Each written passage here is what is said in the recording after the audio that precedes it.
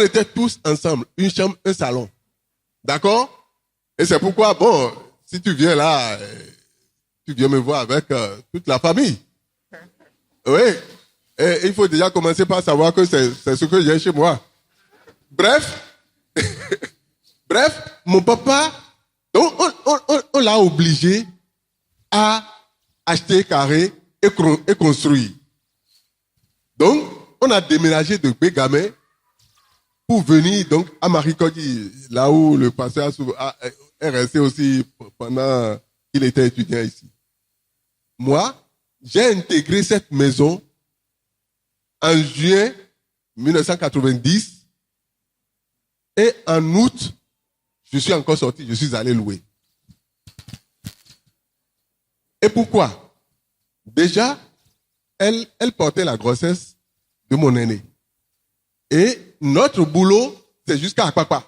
Elle avait une BBCT, moi j'avais une CGE 125.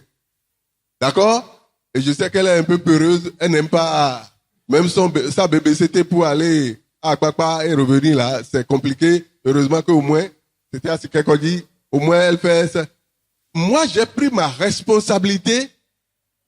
Quand j'ai fait mon calcul, je me suis dit, cette dame, maintenant, si on vient rester pour 2 raisons, je n'ai pas voulu rester dans la maison de mon père. Pour 2 raisons. Mais mon papa, pour lui, c'est la femme qui a refusé. Or, moi, j'avais fait mes calculs. Je me suis dit, j'aime trop ma liberté.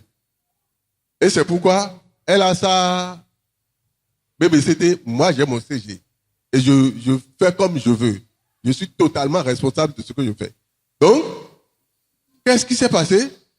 On a intégré en juin 90, comme je le disais, le 24 juin, quelque chose comme ça. Et j'ai fait les calculs, je me suis dit, quand elle va vouloir accoucher, sa maman va dire, parce qu'elle était aussi avec ses parents encore, sa maman va dire, non, et t'assois à ce quoi, il va y dire à ce quoi. Et on viendra encore dans cette mamaille avec les frères, tout le monde là. J'ai dit niet.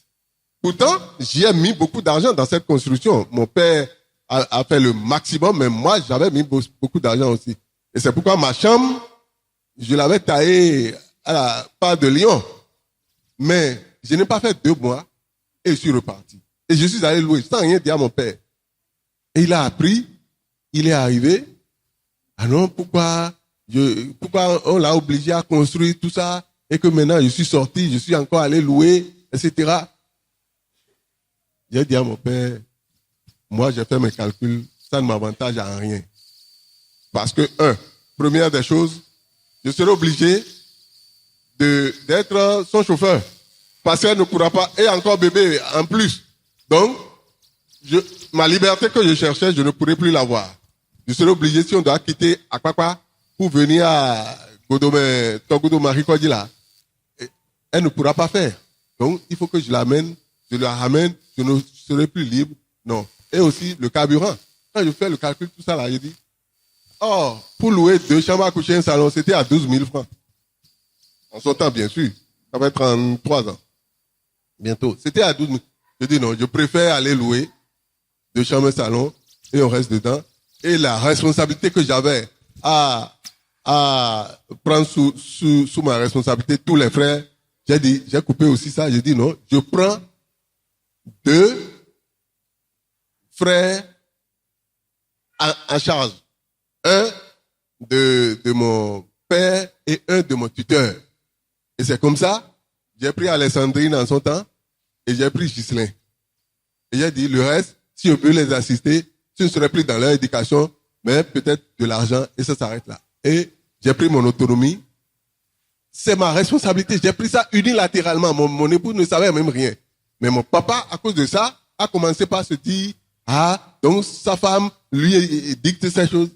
Finalement, c'est ce que je dis, les bonnes manières. Lorsque tu commences par constater que, au fait, en réalité, là, c'est pas la femme qui lit, c'est lui-même qui a pris ça. Tout est rentré dans l'ordre. C'est pourquoi il dit, Alléluia. En ce moment, nous, on n'avait pas la prière, mais les bonnes manières étaient là pour prouver que ce n'est pas ça, ce que Alléluia. Vous pensez. Voilà. Acclamons Dieu. Acclamons Dieu. Alors, ce que nous devons faire, c'est 2 choses. Prier. Mais la prière ne suffit pas. Poser les bonnes actions, les bonnes manières. Alléluia. Alors, je vais revenir à maman rapidement parce que nous avons en face de nous un couple expérimenté qui a parrainé plusieurs mariages ici. Et quand on parle de planification, on ne peut pas faire une planification sans la femme. Alléluia. La femme planifie beaucoup de choses, elle sait planifier. Comme le dit papa ici, souvent, si tu n'es pas encore marié, tu n'as pas encore l'équilibre qu'il faut. Alléluia. Donc, je vais demander à maman comment donc planifier son mariage. On veut se marier, comment planifier le mariage? Alléluia. Amen. Comment planifier son mariage? C'est-à-dire, après avoir fait ton choix et que le Seigneur l'a approuvé, tu t'entends maintenant avec ton conjoint ou bien ton fiancé ou bien ta fiancée, et vous allez commencer à faire le programme. Tu ne dois pas planifier seul le programme et on ne doit pas avoir des yeux de convoitise. C'est-à-dire, un mariage ne ressemble pas à l'autre. Il faut faire les choses selon tes moyens. Si c'est sur une moto que tu vas monter pour venir au mariage, monte. Plus tard, tu peux prendre...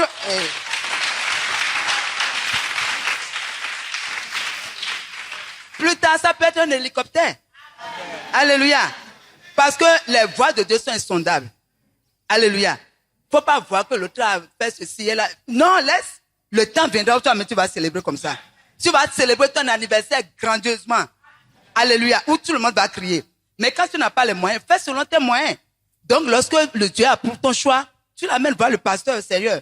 Et pasteur, voilà celle avec qui je vais rester. Le Seigneur aussi.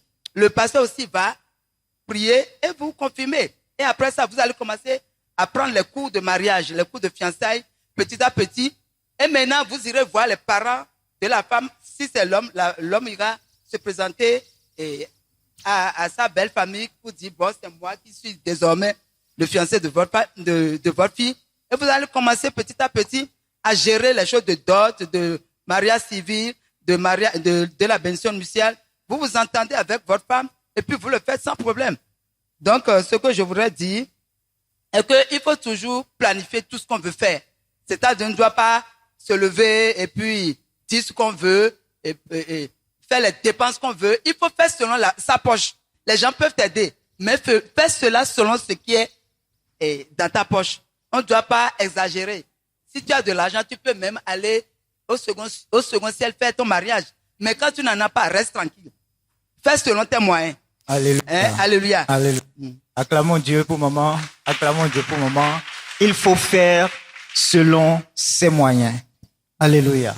Alors, je vais revenir à papa. Je vais poser une question à papa. Maman a beaucoup parlé de papa. Et c'est un couple qui vit ensemble déjà, ça fait 30 ans révolus. Alors, ma question pour papa, c'est comment maintenez-vous votre amour et votre passion l'un pour l'autre au fil des ans? Amen. Amen. Je bénis le nom du Seigneur pour notre vie. C'est vrai. Et j'avais dit tantôt que je disais des choses quand j'étais tout jeune. Il a fallu cette dame pour me rappeler tout ce que je disais quand j'étais jeune.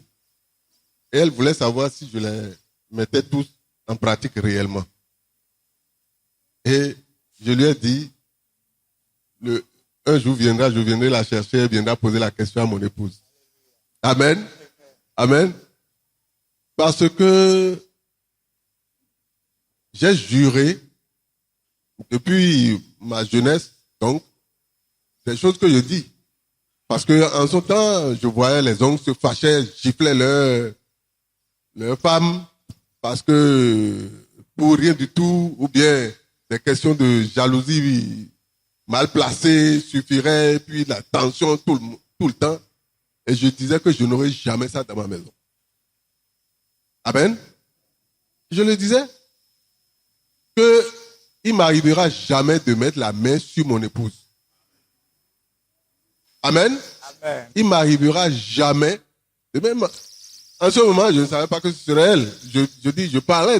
J'avais à peine 20 ans quand je parlais ainsi. Et effectivement, ça, c'est resté en moi. Et moi, je me suis dit, ça n'arrivera jamais. Et je lui ai dit, dès le début, je dis, le jour où tu vas me pousser à cela, et je n'ai pas autre chose que de porter la main sur toi, là, ce serait la fin de notre vivre ensemble. Par la grâce de Dieu, ça n'est jamais arrivé jusqu'à présent. Et je pourrais même dire, j'ai vu Florian est là, et Freddy est là, non? J'avais vu Freddy venir. Il est ressorti. Fabien n'est pas arrivé. Non. Les enfants sont là, témoins.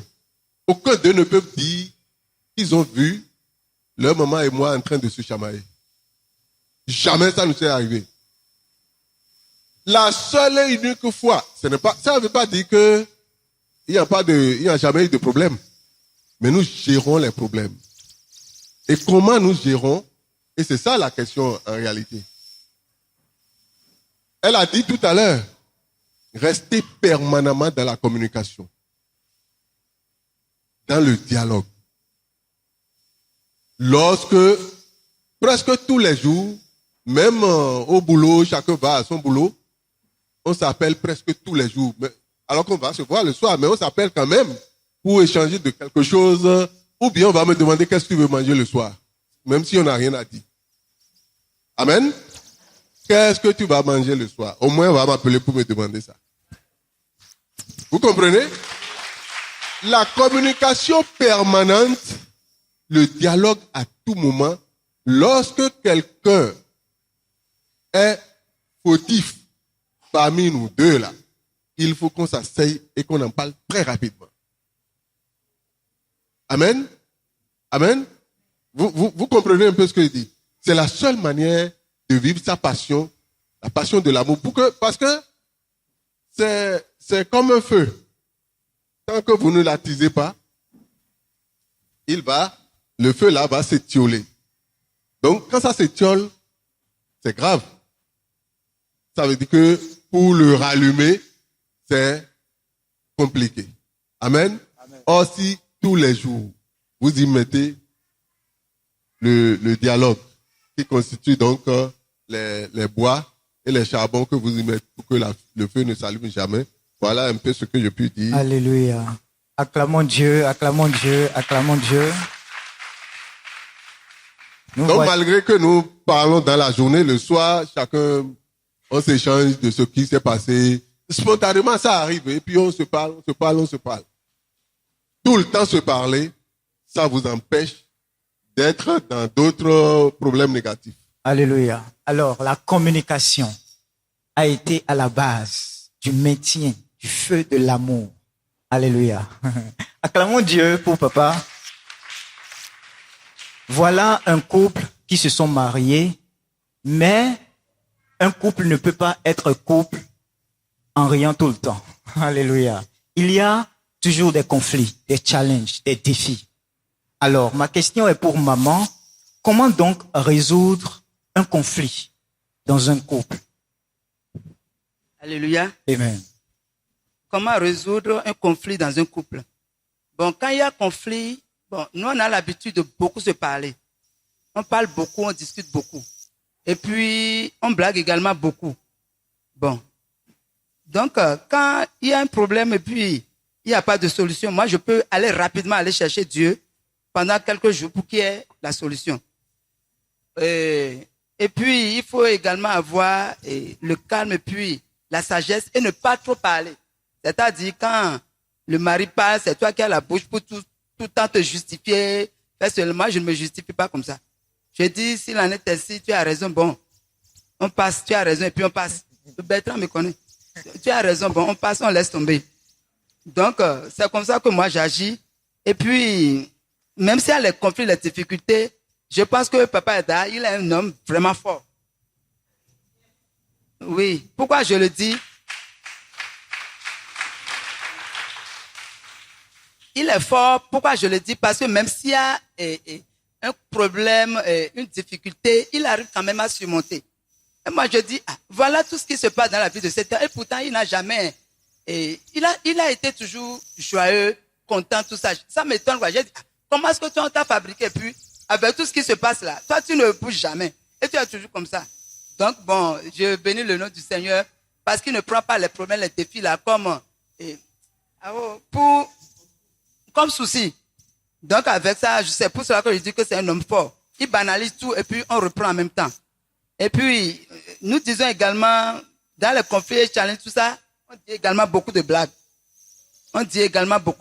Et puis, des fois, moi, je vais dire, vous allez un peu rire. Je dis, toi là, tu m'as pris comme épouse, non? C'est fini pour toi.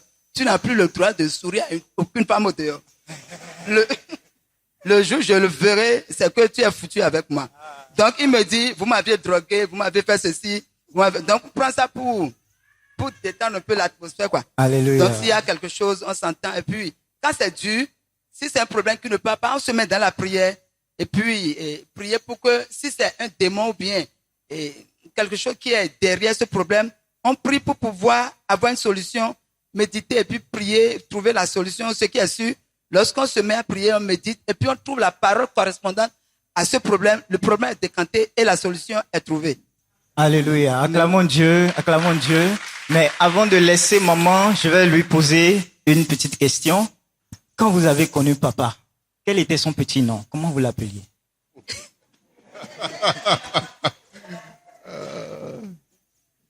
Évariste. Évariste. Acclamons Dieu. Et je suppose que ça n'a pas changé. Ça n'a jamais changé. Vous savez, je l'ai imposé moi-même. C'est ce principe. C'est bizarre. Au départ, quand les parents arrivent et que elle m'appelle Évariste et moi je l'appelle Chantal, et c'est ce qu'on fait jusqu'à ce jour. Et au départ, les parents disent,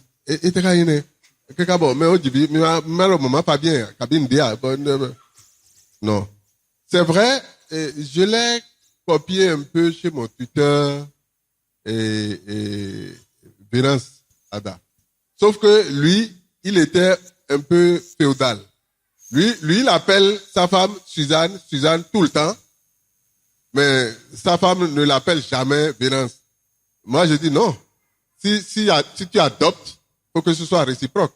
J'ai dit, moi, j'appellerai ma femme, quand je veux blaguer, je l'appelle comme ses petits frères ou sœurs l'appellent. Tachantou.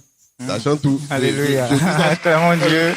Acclamons Dieu. Sinon, c'est Chantal. Alléluia. Et elle m'appelle Évariste. Les gens disent, mais les enfants aucun enfant ne s'est jamais trompé pour m'appeler Évariste.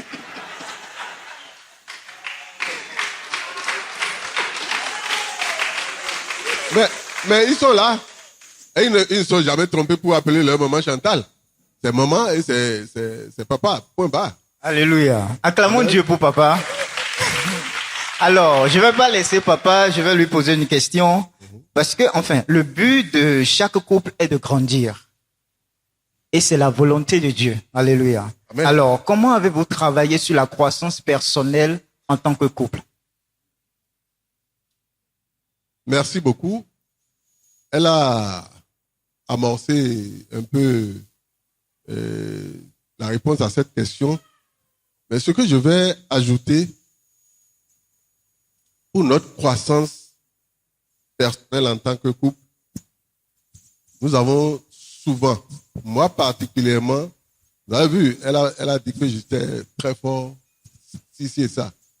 C'est vrai, depuis toujours, sans connaître Dieu, je manifestais déjà les fruits du Saint-Esprit.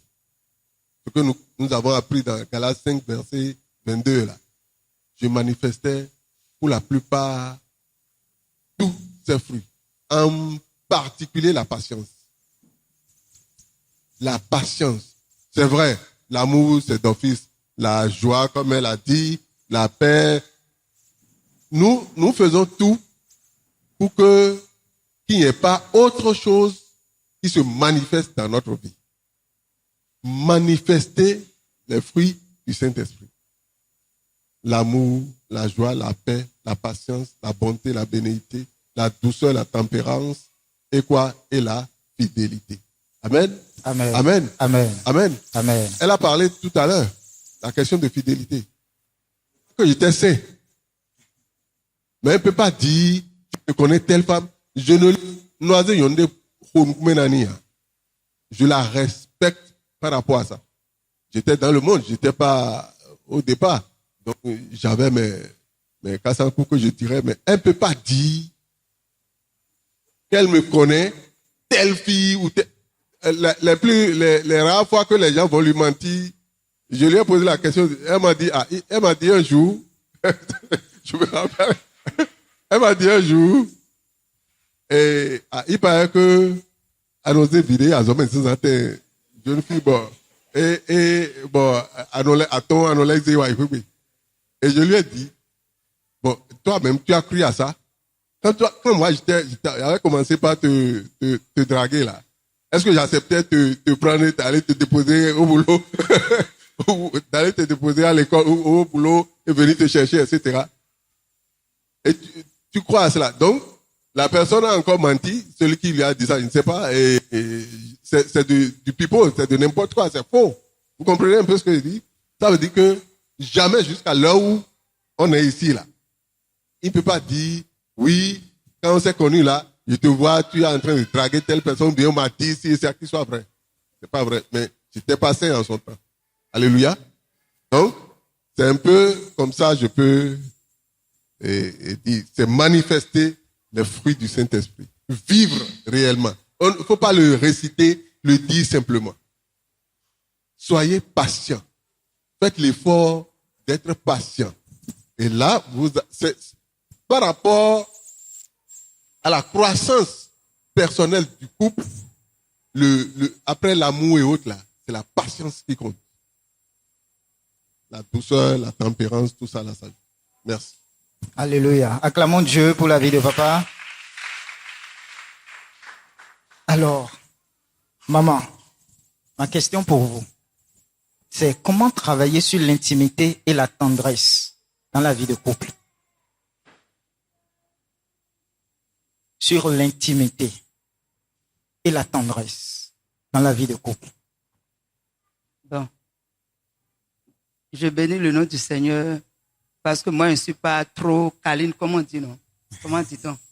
Je suis un peu bizarre, quoi. Donc, c'est papa même qui essaie de gérer ça. Ah, alors papa, je reviens à vous. Papa va gérer. Oui? Oui, en tant que couple, parce que nous sommes mariés, voilà, nous sommes mariés. Comment arriver à gérer l'intimité et la tendresse dans le couple? Maman a dit que c'est vous qui gérez. Elle a déjà dit l'essentiel de ce qui nous fait garder l'intimité, la tendresse dans la vie de notre couple, c'est que nous blaguons beaucoup. Nous blaguons beaucoup. Nous essayons de trouver des sujets qui puissent être attrayants, faciles à vivre. Et bon, ça nous conduit là où ça peut nous conduire. C'est comme ça on vit la vie de l'intimité, de tendresse généralement. Amen. Amen. Et ça, c'est de façon permanente. Alléluia. Voilà. Alléluia. Acclamons Dieu pour papa. Maman dit c'est papa qui gère. Et c'est papa qui gère effectivement. Alléluia. Je vais revenir à maman encore. Alors, comment gérez-vous les problèmes de confiance dans le mariage? Comment gérez-vous et quels conseils donneriez-vous au couple présent pour gérer les problèmes de confiance? Alléluia. Amen. Bon, depuis que moi, je me suis marié, bon, je n'ai pas tellement créé des problèmes à M. Ada. Non. Donc, lorsqu'il sort, je n'aime pas trop le fouiller, je n'aime pas trop prendre par exemple son portable et voir qu'il a appelé. Donc, il est libre et puis je suis libre. Donc, il ne peut pas me voir avec un homme maintenant dans un véhicule pour commencer à tiquer ou bien jalouser parce qu'il a confiance en moi. Et moi-même, dès que je le vois avec une femme, ça ne va rien me dire parce que je sais qu'il ne peut pas me tromper. Alléluia. Alléluia. J'ai confiance en lui. J'ai confiance en lui. Je sais qu'il ne peut pas me tromper. Parce que c'est-à-dire, c'est une question de foi. Lorsque tu continues à croire, ça ne peut pas arriver.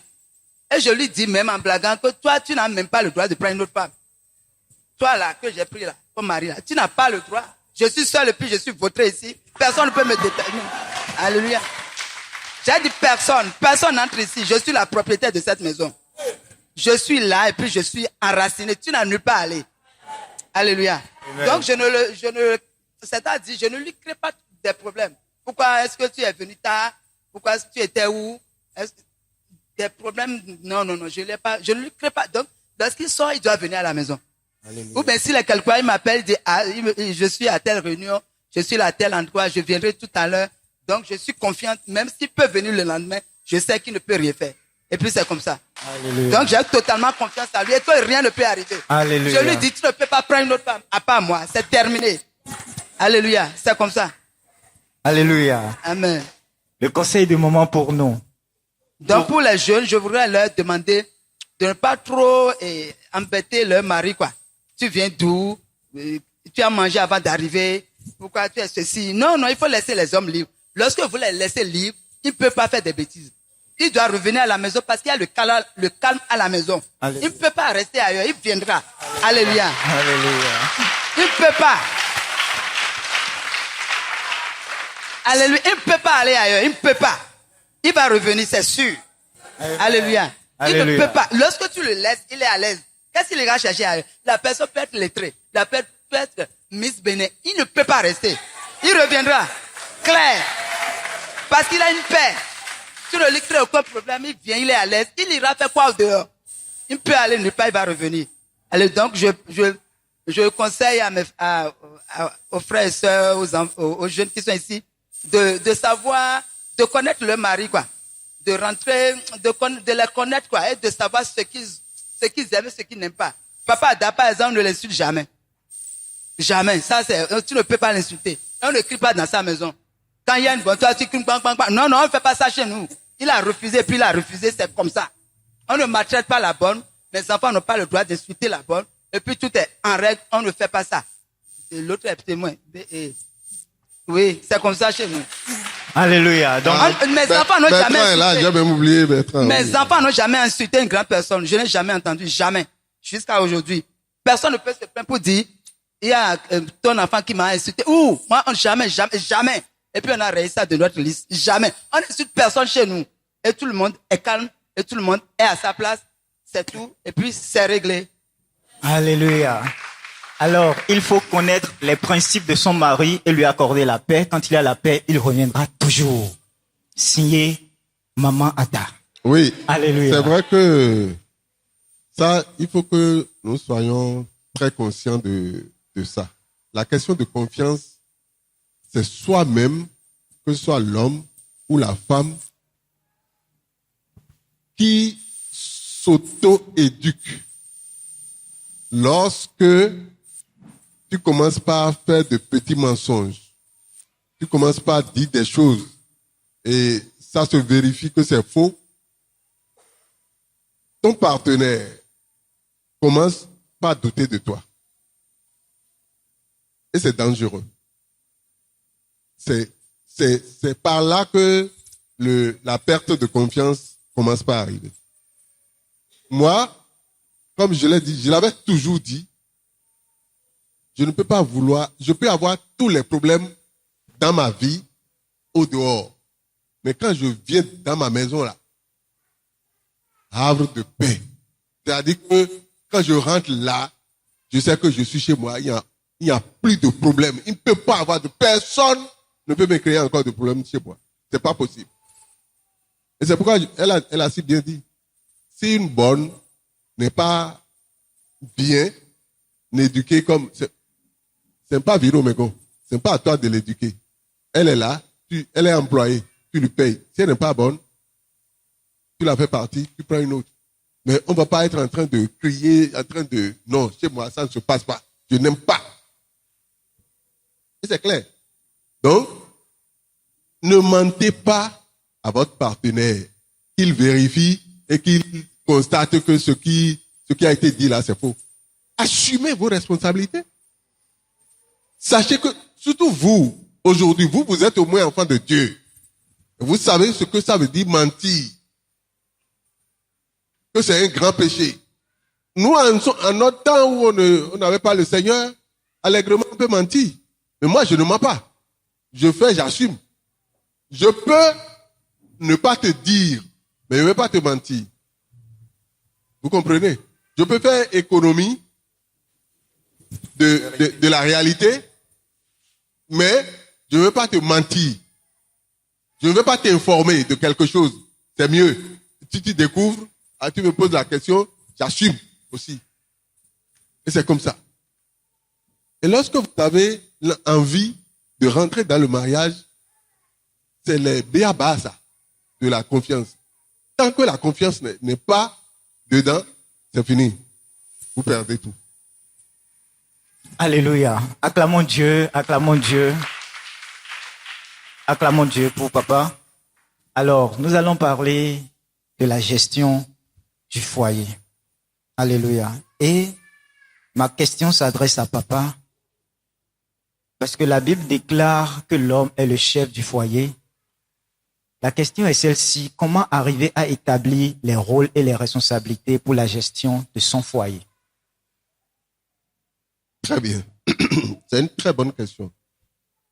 Et je vais vous le dire. Je dis que tout commence déjà par la prise de conscience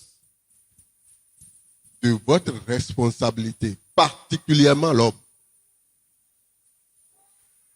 L'homme, même selon la Bible, heureusement même que selon notre coutume et autres, l'homme est toujours le huéto, c'est ça non?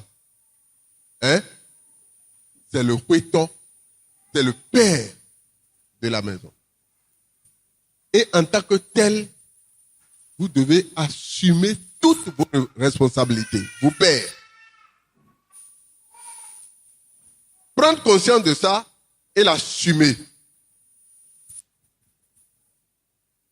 Et laisser la femme ne jouer que le rôle d'aide. Mais si vous laissez la femme prendre le rôle du père de la maison, c'est la catastrophe. Et moi, j'assume. Elle a témoigné tout à l'heure. Je prends mes responsabilités et j'assume. Et c'est ce qu'il faut faire. Lisons Genèse 2, verset 18.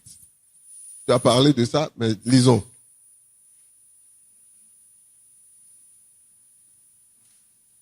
Dieu même l'a déjà dit à partir d'Adam. Et c'est ça. Si Adam avait assumé sa responsabilité, ce qui est arrivé Alors, à Ève ne serait pas arrivé. Amen. Genèse 2, verset 18. Oui. L'Éternel Dieu dit, il n'est pas bon que l'homme soit seul. Je lui ferai une aide semblable à lui. Oui. Donc, c'est une aide que la femme est aux côtés, donc, de l'homme. Il faut que l'homme en soit conscient et prenne toutes ses responsabilités. Et généralement, pour que les problèmes arrivent, Satan, il n'est pas con. Les démons, ils ne sont pas cons. Ils passent généralement par la femme. Lorsque le problème arrive, par la femme, toi l'homme, tu devrais assumer. C'est ce que Adam n'a pas fait, comme je le disais. C'est ce qu'Adam n'a pas fait. Lorsque la femme a été par ruse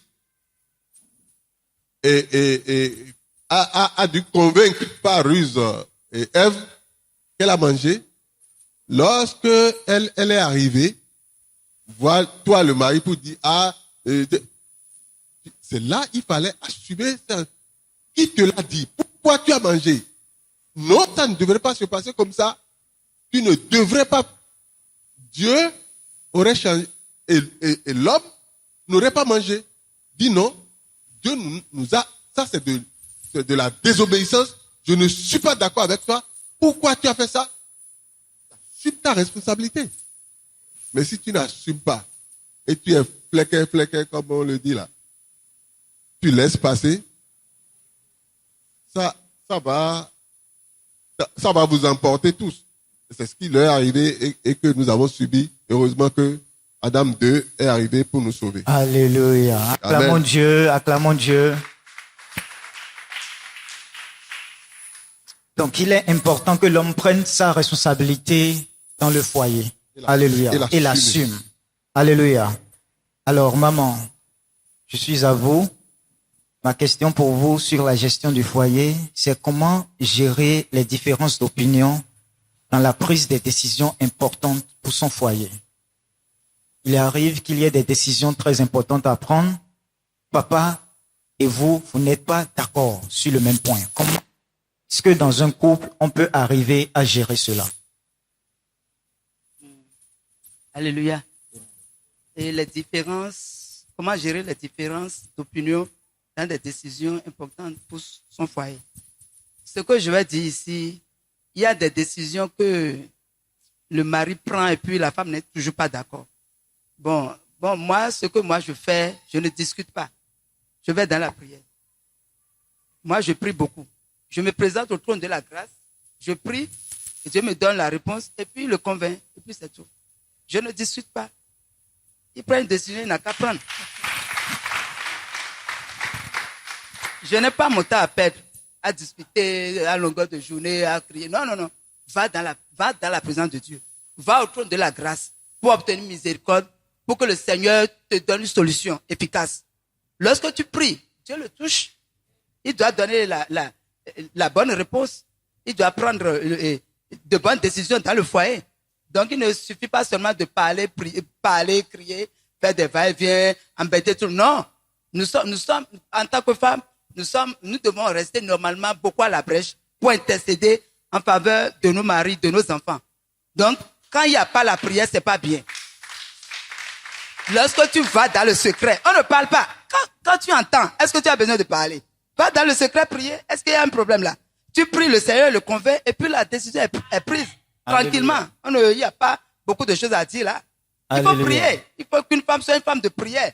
S'atteler à prier à tout moment. Il faut prier à tout moment. C'est tout. Parce que Dieu ne peut pas régler. Maman dit qu'il faut prier. Il faut prier. Le cœur du roi est dans la main du roi. Et l'Éternel des armées. Il incline partout où il veut, mais sur les genoux de la femme. Alléluia. Donc, maman contrôle le cœur de papa sur ses genoux. Voilà. C'est possible. Je n'en sais rien. Mais c'est ce que je dis. C'est ce que je disais dans la question passée. L'homme doit prendre sa décision et assumer. C'est-à-dire que la question, c'est comment gérer les différences d'opinion dans les décisions importantes pour son foyer. C'est-à-dire que elle n'est pas d'accord avec moi sur un point. C'est ce que ça veut dire. On n'est pas d'accord. Elle peut aller prier. Et au moment où on n'avait pas reçu le Seigneur, comment ça se passait alors? C'est-à-dire que l'homme, tu prends ta responsabilité, tu assumes. Assumer, ça veut dire quoi? Si ça marche, c'est tant mieux, la décision que tu as prise. Mais si ça ne marche pas, tu assumes aussi. Si c'est que ça a des inconvénients, il faut présenter excuses à ta femme, tu présentes des excuses. Parce que tu t'es trompé. Mais tu assumes d'abord. Et si le conseil qu'elle donne, c'est tant mieux. Si vous priez et que même si j'avais l'intention de prendre une décision pour laquelle elle n'est pas d'accord et qu'elle prie, je change d'avis, alléluia. L'essentiel est que ça puisse aboutir à l'avancement du couple. Amen. Voilà. Amen. Acclamons Dieu pour ces nombreuses années d'expérience que nous sommes en train de recevoir ce soir. Alléluia. Parce que le jeune sage, c'est celui qui apprend de l'expérience et ne fait pas les mêmes erreurs. Alléluia. Et nous allons parler à présent de l'éducation des enfants. Et ma première question s'adresse à papa. Comment travailler sur la communication avec ses enfants? En tant que couple, comment travailler sur la communication avec ses enfants? C'est à moi, non? C'est à vous. Merci beaucoup. Je voudrais que nous comprenions quelque chose. Ne pas confondre la communication avec les enfants à un laisser-aller au niveau des enfants. La Bible nous recommande d'éduquer les enfants afin qu'ils ne se détournent pas plus tard de la voie que nous leur aurions enseignée. Il a recommandé que la verge ne soit pas loin aussi, c'est-à-dire le système bâton et carotte. C'est très bon d'être en communication aussi permanente avec les enfants. Ça les éveille. Ça fait que, mais, si un enfant, parce que eux, ils sont petits, ils veulent profiter de ça pour faire des caprices, il faut arrêter. De façon rigoureuse. J'ai bien dit rigoureuse, mais pas méchante. Amen. Amen.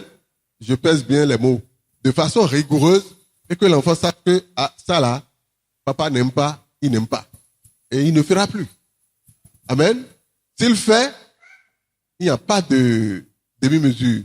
Si ça mérite une correction, tu lui infliges la correction. L'enfant doit savoir que on ne va pas jusqu'à tel niveau. Mais c'est très bon de garder la communication avec les enfants parce que ça va les éveiller. Voilà. Alléluia. Alléluia. Alors, maman, toujours sur la vie des enfants, comment alors travailler sur le développement personnel et spirituel de ces enfants? Pour le développement personnel et de nos enfants, c'est papa et maman qui s'en occupent. Alléluia. Donc, il a pris cette disposition pour pouvoir les éduquer d'une manière. Moi, je fais ma part, mais c'est lui qui s'occupe beaucoup de l'éducation de ses enfants. Par exemple, pour la scolarité, c'est-à-dire pour l'éducation intellectuelle, c'est lui qui s'en occupe. C'est lui qui surveille s'ils ont fait un devoir, s'ils ont un devoir à faire. C'est lui qui contrôle les dates, c'est lui qui contrôle les leçons, c'est lui qui fait tout. Même leurs notes qu'ils prennent, c'est lui qui a un cahier, puis au fur et à mesure, on lui présente les feuilles et puis les notes, et c'est lui qui fait ça. Moi, je ne le fais pas. Donc, c'est lui qui suit correctement les enfants pour leur développement intellectuel. Bon, moi, si je peux donner des conseils. Est-ce que tu as appris ta leçon? Est-ce que tu as fait ceci? Donc, c'est lui qui fait la grande part. Pour le côté spirituel également, il a exigé à ce que nous prions matin et soir. C'est-à-dire, on leur a inculqué le fait de pouvoir aimer le Seigneur. Même s'ils sont ailleurs, ils sont obligés d'aimer le Seigneur, d'aller à l'église, aux enseignements. Ils ne sont pas, même s'ils vont n'importe où, ils ne peuvent pas mener une vie de dépravation. C'est pas vrai. Ils ne peuvent pas mener une vie de dépravation selon l'éducation que nous leur avons inculquée dès le bas âge. On leur a appris d'aimer le Seigneur, d'aller à l'église, aux enseignements, tout et tout. Donc, ils ne peuvent pas ne pas aller à l'église. C'est faux. Ils doivent aller, à moins qu'ils ne soient vraiment occupés. Donc, c'est-à-dire, c'est une éducation qu'on leur a inculquée. D'aimer le Seigneur, d'aller aux enseignements, tout et tout. Et avoir également un bon comportement au dehors. Ils ne vont pas sortir et puis on va dire que c'est l'enfant de qui ça. Non, ça ne s'est jamais passé jusqu'à maintenant. Pourquoi je le dis? Il y a un peu longtemps, on était allé quelque part à un mariage à Papa. Au retour, et on nous a appelé pour dire qu'il y a un policier qui a brutalisé notre fils. Et on est arrivé sur le lieu. Le monsieur a dit qu'il a insulté. On a dit, nous, notre enfant t'a insulté, c'est faux. Notre enfant ne peut jamais t'insulter. Il n'a jamais insulté quelqu'un, c'est toi qui va insulter. Donc, il y a Papa Ada qui a commencé à donner des conseils et puis aux policiers. Remontrance carrément. Et puis les gens qui étaient là ont témoigné pour dire non, le garçon ne l'a pas insulté, il a seulement brutalisé, il n'a rien fait. Et puis vous ne dites rien, brutalisez-le aussi, non? On a dit non, on n'est pas venu pour ça. Donc papa a essayé de gérer le problème. Pour le côté spirituel, bon, ça va aussi parce que on se réunissait, quand ils étaient là, on se réunissait le matin puis le soir. Et c'est une obligation. Tu ne peux pas être dans cette maison et ne pas prier. C'est obligé. Tu peux venir somnoler, mais tu as le droit de venir t'asseoir et prier. C'est une obligation. Sinon, on ne va pas te donner le bon pli. Arrivé ailleurs, tu vas commencer à faire du désordre. Donc, c'est une obligation pour toi de venir le soir à 23h et le matin déjà à 5h30. C'est obligé. Jusqu'à hier, mon petit là qui s'était énervé, tout ça. Et j'ai dit, c'est une obligation. C'est ton papa qui a parlé. Tu es obligé de te soumettre, que tu sois fatigué ou pas. Tu dois venir à la prière. obligatoirement. Et puis, à partir de là, je vois qu'on a quand même un bon résultat par rapport à nos garçons et puis à notre fille. Ça donne quand même quelque chose. C'est la grâce de Dieu qui le fait. C'est pas nous parce que nous n'avons aucune force. C'est Dieu qui les a également éduqués avec nous. Mais nous, on a d'abord fait le minimum avant que le Seigneur n'ajoute pour lui par sa grâce. Alléluia. Acclamons Dieu, acclamons Dieu. Et tout doucement, nous sommes en train d'atterrir et je pense que chaque couple, chaque foyer est en train de gagner quelque chose, notamment dans l'éducation des enfants. Alléluia. Alors, je reviens à papa parce que maman disait tout à l'heure, vous avez la plus grande part de la responsabilité. Alors, ma question c'est, comment gérer les défis de l'adolescence de ces enfants? Quand les enfants deviennent adolescents, la puberté est là, comment gérer ces défis-là? Très bien. Merci beaucoup. Et le pli, c'est déjà à partir de l'enfance jusqu'à ce que l'adolescence arrive. Si vous donnez un très bon pli par rapport à leur enfance, à l'adolescence, ça ne fait que la continuité. Vous voyez, généralement les gens disent, n'envoyez jamais votre enfant à l'extérieur s'il n'a pas fini l'université ici. Parce que très rapidement, ils peuvent, avec l'adolescence, ils peuvent entrer en Iran, en Europe ou ailleurs, entrer dans les travers. Je bénis le nom du Seigneur que j'étais agréablement surpris. Je n'avais pas eu cette appréhension quand j'envoyais mes enfants à l'extérieur. Et Dieu merci, celui qui a fait office de leur tuteur là-bas, qui est un cousin, c'est par son épouse d'ailleurs que j'ai eu le témoignage, Sika. Elle était le premier jour où j'étais allé, en ce moment Floriane, elle était encore ici. C'était les deux grands garçons qui étaient là-bas, à Rabat. J'étais allé. Elle me dit, mais vraiment, comment vous avez éduqué vos enfants? Ah, ils sont très exemplaires, pas de problème, il n'y a rien que tu peux leur reprocher, etc. Je dis non. Déjà, on avait déjà le Seigneur. Je dis, c'est Dieu qui fait.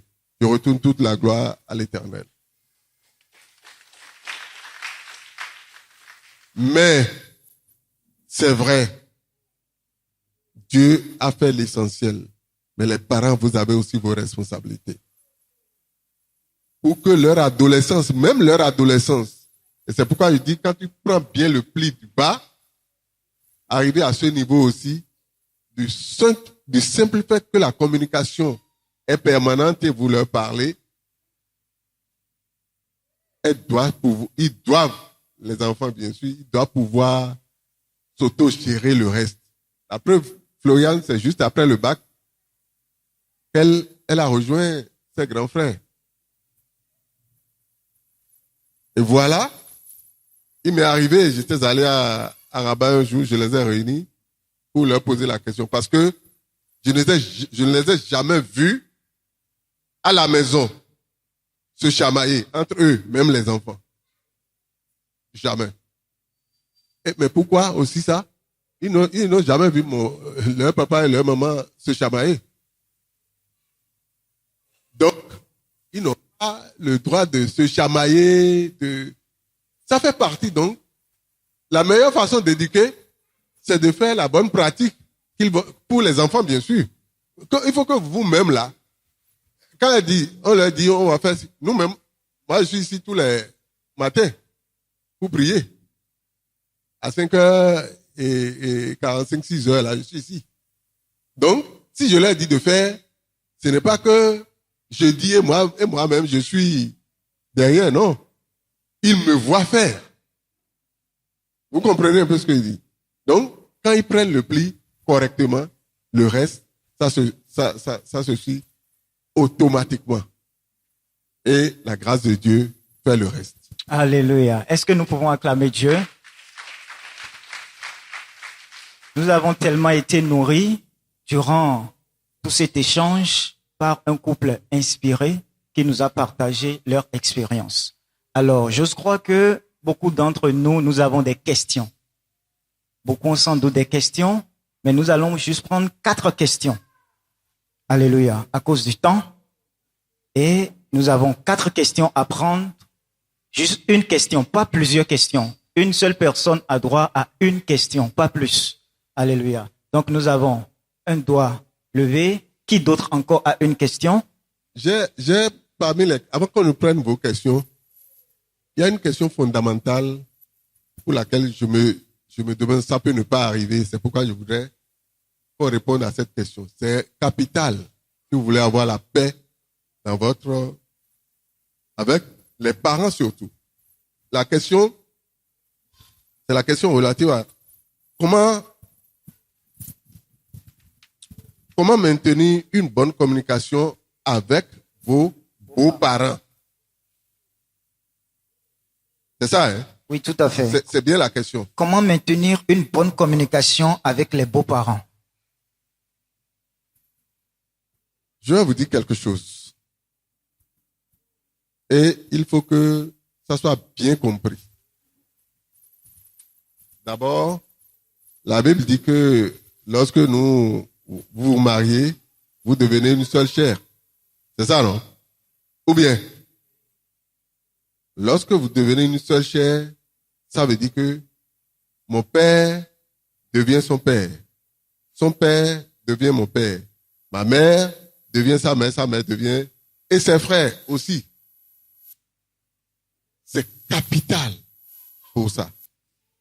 C'est-à-dire que si toi toi homme, tu traites tes parents autrement, et tu traites tes beaux-parents autrement, que ce que tu fais à tes parents, c'est déjà mauvais. Il en est de même pour la femme. Parce que ce n'est pas rare de retrouver des femmes qui ne veulent pas du tout sentir les beaux-parents. Généralement, excusez-moi, c'est généralement chez les femmes qu'on rencontre ça. Qui ne veulent pas voir les beaux-parents, c'est-à-dire les parents de l'homme, mais elle peut accepter que ses parents, elle, viennent loger même chez eux, etc. Moi qui suis ici, je voudrais vous dire quelque chose. Elle est témoin. Tous mes beaux-parents, je les ai traités comme j'ai traité mes parents. Elle est la fille aînée, elle n'est pas l'aînée, elle a un grand frère. Son grand frère était vivant, mais dès lors que moi-même je me suis retrouvé, il s'est fait que je suis plus grand que son grand frère. Je le dépasse d'au moins 3 ans. Ça veut dire que pour moi, je suis le grand frère de cette famille aussi. Vous comprenez un peu ce que je dis? Je n'attends pas forcément, comme je le fais du côté de ma maman ou de mon papa, moi je n'attends pas mes autres frères. Si je veux faire quelque chose à ma mère ou à mon père, je le fais. Je me comporte vis-à-vis d'eux comme s'ils étaient fils uniques.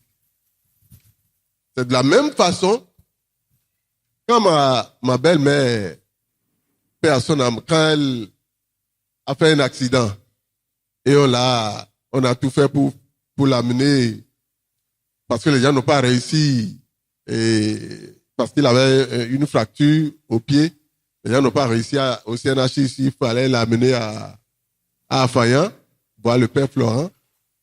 C'est moi, avec mon ami, vous le connaissez, Amos Ignas. Nous l'avons amené. Je n'ai pas attendu Hugues, c'est-à-dire son grand frère, etc. J'ai assumé tout ce que je dois faire. Comme si c'était ma mère. Vous comprenez ce que je dis? Finalement, après tout, quand elle est arrivée, elle est décédée, c'est dans ma voiture que je l'ai amené pour l'amener à la mort. Un peu comme ce que j'ai fait à ma mère des décennies après. Amen.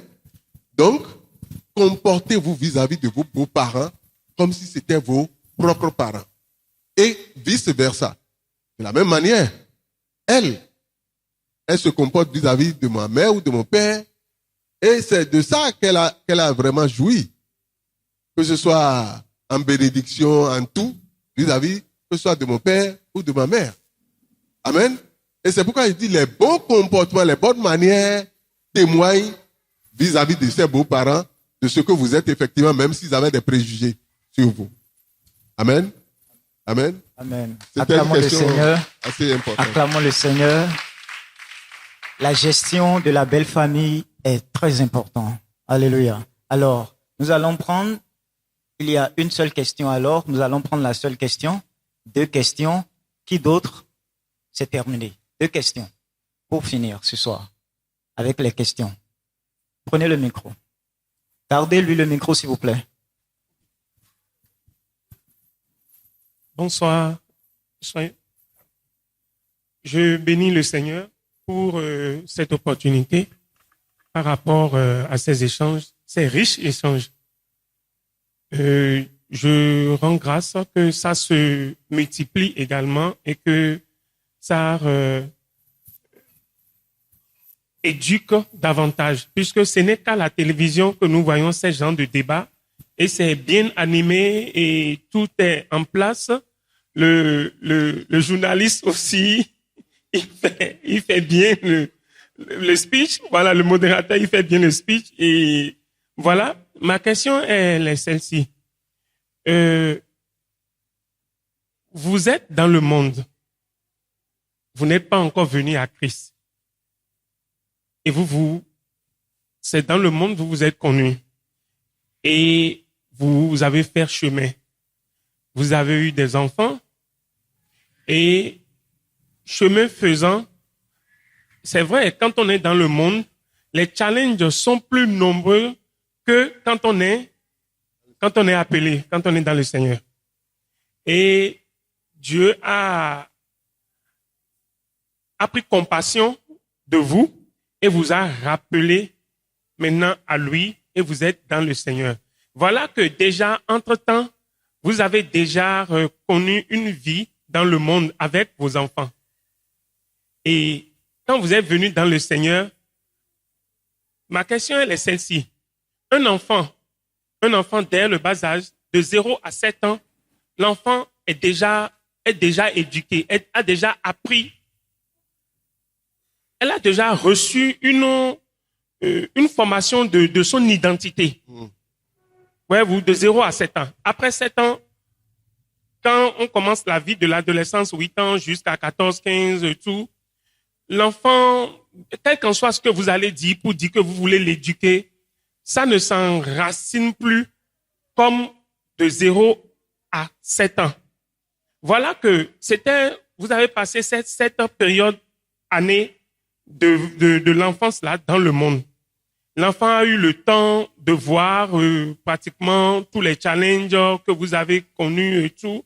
Et à l'âge adolescent, l'enfant a déjà commence par développer ses comportements. Que l'enfant ne fait que faire ce qu'il voit ses parents font. Oui, quelle est la question? La question est celle-ci. Comment peut-on maintenant changer cette courbe de l'enfant sur ce que l'enfant a déjà reçu comme éducation de base de 0 à 7 ans avant de passer maintenant à l'adolescent. Puisque à l'adolescent, l'enfant a beaucoup de choses qu'il développe. Maintenant, comment changer cela?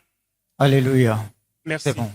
Amen. Amen. Merci beaucoup. Je dirais que je l'avais dit, que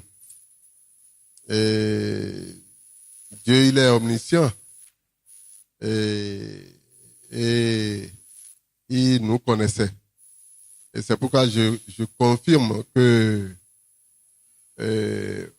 ma partenaire, qui est aujourd'hui mon épouse, nous étions prédestinés.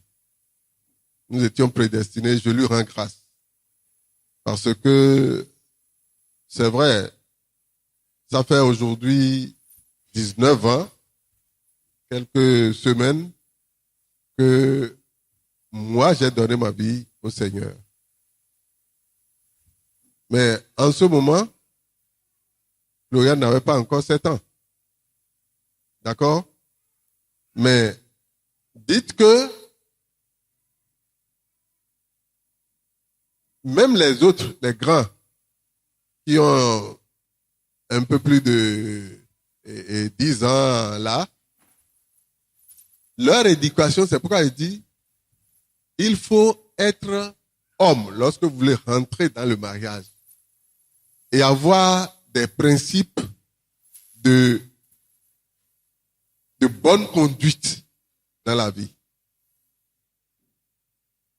Normalement, ce n'est plus aujourd'hui, vous, votre problème. C'est tant mieux que vous êtes déjà dans le Seigneur.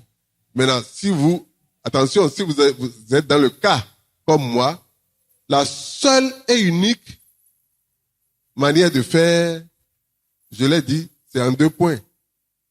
Il faut beaucoup prier pour les enfants. Il faut prier pour eux. Si tant est que c'était mal parti au départ, parce que j'avais dit, si c'est bien parti, le reste, ça se suit. Mais si c'était mal parti, le problème ne se pose pas en termes de tu es dans le Seigneur. Tu peux être dans le Seigneur et mal éduquer tes enfants. Ça arrive souvent même.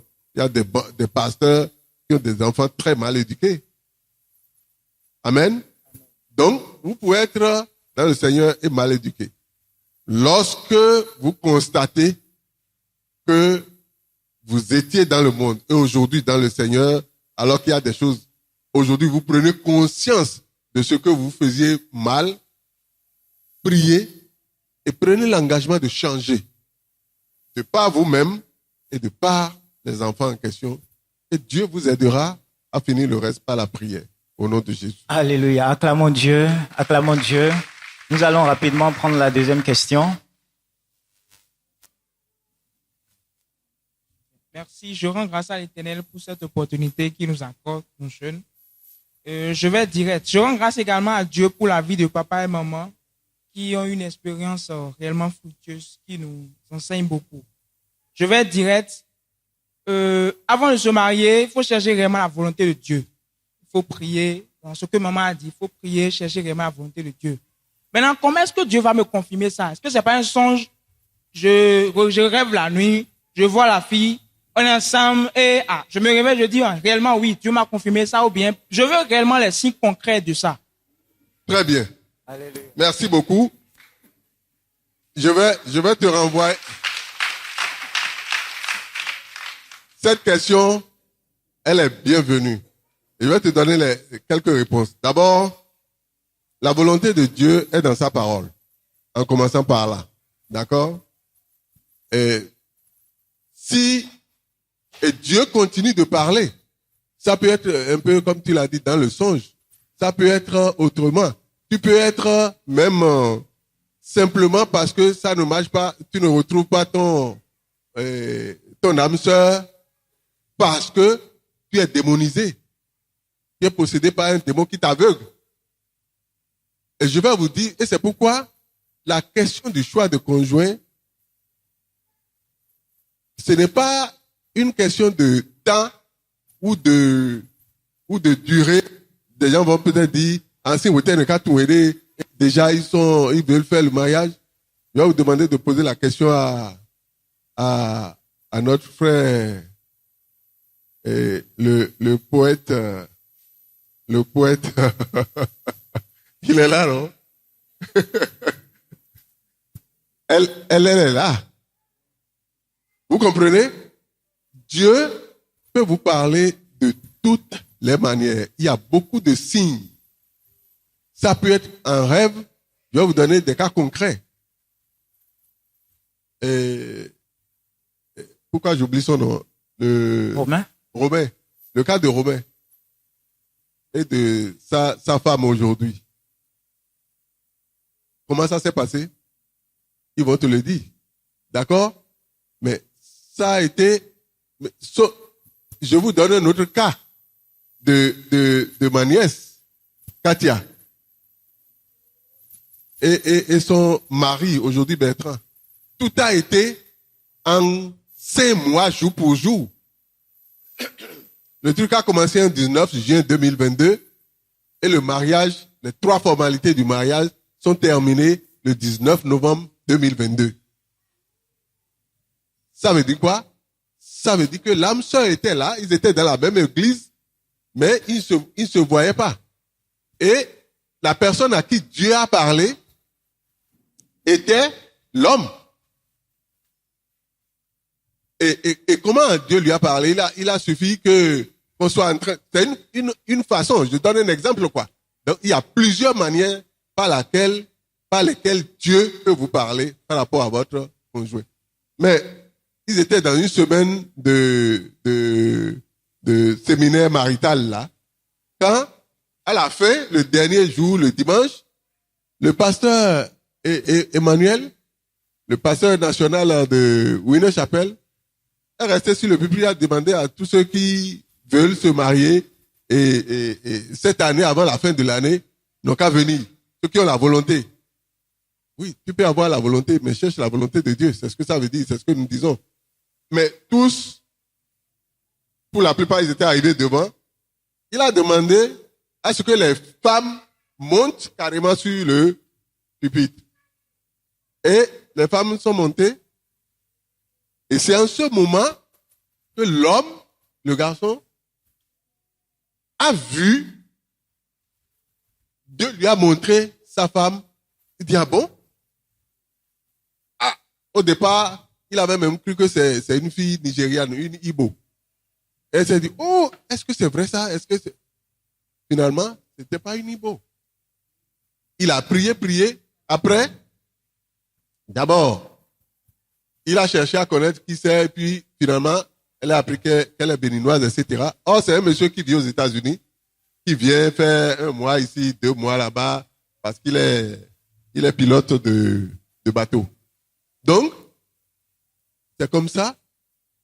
Mais au départ, la fille, puisque elle n'avait pas été, c'est pas elle que Dieu a touché, et c'est l'ordre normal des choses.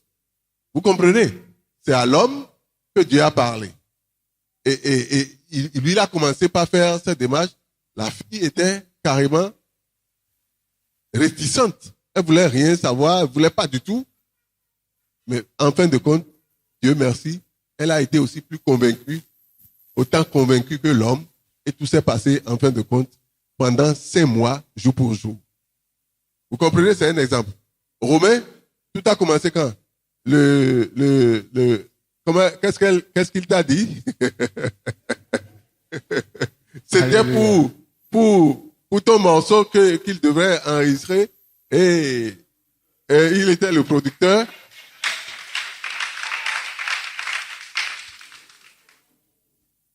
Et c'est fini.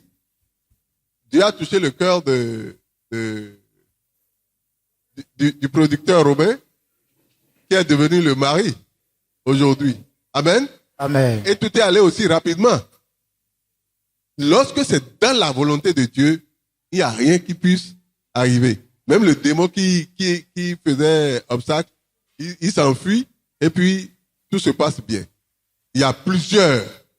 On ne peut pas dire. Je vous ai dit le cas de Idaosa. Le pasteur a souvent donné plusieurs cas ici, dont le cas de Bertina. Le démon qui lui voilait la face à son mari. Non, il y a d'autres. Ceux à qui vous avez demandé aussi de venir devant, exactement comme ce que le pasteur Emmanuel a fait. Lui, il a fait aussi. Et toutes les filles qui étaient arrivées devant, en Tanzanie, toutes se sont mariées effectivement avant la fin de l'année. Donc, il n'y a pas une seule manière. Tout dépend. Dieu parle d'une manière et tantôt d'une autre. C'est ça, non? Tantôt d'une manière, tantôt d'une autre. Alléluia. Donc, Dieu continue toujours de parler. Amen. Amen. Dieu parle tantôt d'une manière, tantôt d'une autre. Acclamons très très fort. Mettons les mains ensemble pour le Seigneur. Nous sommes en train de finir tout doucement. Nous avons été encouragés par la vision du couple. Le mariage, le choix du conjoint n'est pas une chose facile. mais il faut être dans le Seigneur. Et pour finir, j'aimerais laisser la parole à maman pour lui dire de nous donner un conseil pour la jeune fille qui veut se marier aujourd'hui. Qu'est-ce que vous avez en tant que maman? Quelle parole avez-vous de particulier à dire à cette jeune fille qui désire le mariage? Alléluia. Pour une jeune fille qui désire le mariage, et ce que moi je voudrais dire, c'est d'aller vers le Seigneur. Que le Seigneur lui confirme, c'est obligatoire. Parce que sinon, bon, les conséquences sont très, très nombreuses lorsqu'on ne fait pas la volonté de Dieu. Donc, il faut s'approcher de Dieu par sa parole et faire des jeûnes et prières pour que cela soit confirmé. Et que la femme également soit une femme mature. Il ne faut pas qu'elle soit une fille. Il faut qu'elle soit mature, il faut qu'elle ait une activité, il faut qu'elle travaille. Il faut qu'elle soit envahie de la crainte de Dieu pour pouvoir être sage. Parce que sans la sagesse, on ne peut pas gérer un foyer. On peut être jeune et avoir la sagesse. Lorsqu'on s'applique toujours à la parole de Dieu, on médite, la sagesse vient de la parole que tu médites. Donc par là, tu peux gérer ton foyer facilement. Donc, que Dieu nous fasse grâce et miséricorde afin que chacun sache là où mettre les pieds. Parce que pour la plupart des jeunes, moi, bon, c'est pas moi qui ai fait le choix à certains, mais il y a d'autres même qui ont pleuré. J'ai dit ne fais pas. Il a pleuré, la femme aussi est venue pleurer. Ils sont en train maintenant. Ils sont en train de récolter correctement. J'ai dit à une, laisse. Il dit non, moi je vais continuer. C'est fini depuis. Et puis la femme a pris sa bagarre pour pas. Donc, ce qui est là, il faut chercher la volonté de Dieu. C'est tout. Ça vous protège contre toutes les intempéries, tous les conflits, tous les combats là. C'est-à-dire, lorsque c'est le choix de Dieu, c'est le choix de Dieu. Dieu n'est pas un homme pour mentir, ni le fils de l'homme pour se repentir. Ce qu'il a dit là doit s'accomplir. Donc, il n'est pas un menteur. Lorsque Dieu le dit, va vérifier. L'Esprit de Dieu ne ment pas. Certainement, tu auras la même réponse pour ce que tu veux. Alléluia. Amen. Parce que tu es allé devant Dieu. Amen. Et que Dieu nous fortifie et que, bon, il nous fasse entourer de sa grâce. Amen. Pour que nous ne fassions pas d'erreur dans le mariage. Amen. Acclamons très très fort le Seigneur l'Éternel. Nous avons été bénis aujourd'hui par papa et par maman. Alléluia.